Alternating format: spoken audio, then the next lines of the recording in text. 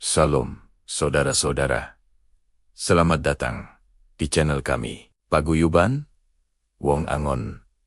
Saya, Evangelis Yohanes Parjanto, mengajak saudaraku yang terkasih untuk bersama-sama belajar dan merenungkan firman Tuhan yang kami kemas dalam bentuk video supaya mudah dimengerti. Mari kita berdoa. Tuhan Yesus, kami datang menghampiri tahta-Mu dan memohon supaya Tuhan memberi roh wahyu, roh hikmat, dan roh pengertian, sehingga kami bisa mengerti akan maksud dari segala firman-Mu, dan tolonglah Roh Kudus, supaya kami dibimbing dalam perjalanan hidup kami, dengan tidak menyimpang ke kanan maupun ke kiri, sehingga hidup kami menjadi serupa dengan-Mu. Dalam nama Tuhan Yesus, kami sudah berdoa. Amin. Di kamar rumah sakit yang dingin ini, hanya suara detak jantung dari monitor yang memecah keheningan. Di atas ranjang, Pak Surya terbaring lemah. Sisa-sisa kegagahannya seolah habis terkikis oleh penyakit kanker. Di sudut ruangan, Aris, putra satu-satunya, berdiri dengan tangan terlipat di dada, tatapan matanya kosong dan dingin. Sudah 10 tahun Aris menyimpan dendam di dalam hatinya. Bagi Aris, ayahnya adalah sosok yang keras, yang lebih memilih ambisi pekerjaan dan meninggalkan luka mendalam di masa lalu. Aris merasa seperti Onesimus, seorang hamba yang melarikan diri karena merasa tidak dihargai. Bedanya, Aris lari ke dalam tembok kebencian yang ia bangun sendiri di dalam hatinya. Bu Maria, ibunya, dengan langkah pelan mendekati Aris.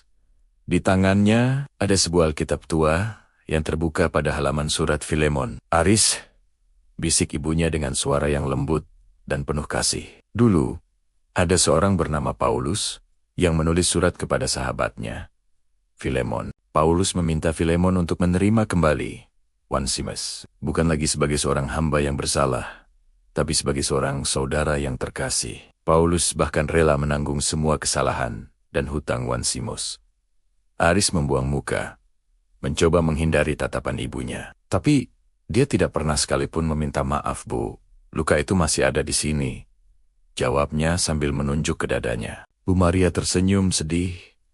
Matanya mulai berkaca-kaca, menahan air mata. Ibu tidak memintamu untuk melupakan semua yang pernah terjadi. Nak, ibu hanya memintamu untuk menjadi seperti Filemon, seseorang yang hatinya penuh dengan kasih. Ayahmu memang bersalah. Ibu tahu itu. Tapi hari ini, dia bukan lagi pria keras yang kamu benci. Hari ini, dia adalah Onesimus yang ingin pulang ke hatimu. Sebelum ia benar-benar pulang ke rumah Tuhan, dengan lembut, Bu Maria mengambil tangan Aris dan meletakkannya di atas telapak tangan ayahnya yang kurus dan dingin. Paulus berkata dalam ayat 18, "Kalau dia sudah merugikan engkau atau berutang sesuatu padamu, tanggungkanlah semuanya itu kepadaku. Biarlah kasih ibu yang menanggung semua rasa sakitmu. Nak, jangan biarkan ayahmu pergi dengan membawa beban kebencianmu." Melihat air mata ibunya yang tulus dan kerapuhan ayahnya yang tak berdaya, benteng pertahanan di hati Aris akhirnya runtuh. Ia teringat ayat yang dibacakan ibunya tadi, "Sebab kasihmu telah menyegarkan hati orang-orang kudus." Perlahan, Aris menggenggam tangan ayahnya yang lemah itu. Isak tangisnya pecah, membanjiri keheningan kamar. Ya, Aris. Di sini, Aris sudah memaafkan ayah. Di sela napasnya yang berat dan tersengal-sengal, Pak Surya membuka matanya sedikit. Sebuah secercah kedamaian yang belum pernah Aris lihat sebelumnya terpancar dari matanya. Ia tidak bisa lagi berbicara. Tapi sebuah remasan lemah di tangan Aris menjadi tanda rekonsiliasi yang sah di antara mereka. Sore itu, tepat saat matahari terbenam, Pak Surya pun berpulang dengan tenang. Namun, ia tidak pergi sebagai musuh dalam hati anaknya. Ia pergi sebagai seorang ayah yang telah diterima kembali.